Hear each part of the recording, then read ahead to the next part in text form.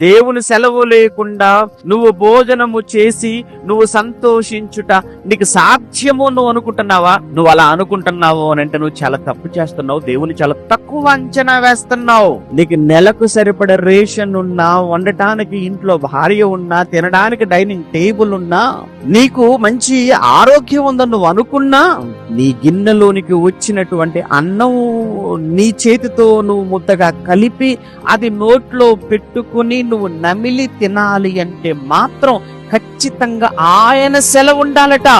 Office నుంచి, school నుంచి, colleges నుంచి పనికెళ్ళి ఆవురావురమంటూ ఆకలితో ఇంటికి వచ్చి వడ్డించమని భోజనానికి చేయడానికి కాళ్ళు చేతులు కడుక్కొని లేదా స్నానం చేసి డైనింగ్ టేబుల్ మీద కూర్చొని ముద్ద కలిపి నోట్లో పెట్టుకుంటుండగానే అలానే ప్రాణాలు విడిచిన వాళ్ళు ఎంతమంది నెట్లో కొడితే బోళ్ళంత మంది వస్తారు. ఒకవేళ మన పరిస్థితి కూడా అలానే అయితే, ఉదయం టిఫిన్ చేశారు, మధ్యాహ్నం భోజనం చేశారు, మనలా ఇప్పుడు భోజనానికి సిద్ధపడుతున్నారు. అక్కడ ఎన్ని ఐటమ్స్ ఉన్నా అందులో ఒక్క ఐటమ్ నువ్వు టేస్ట్ చేయాలన్నా దేవుడు నీకు సెలవు ఇవ్వాలన్న సంగతి మర్చిపోకు.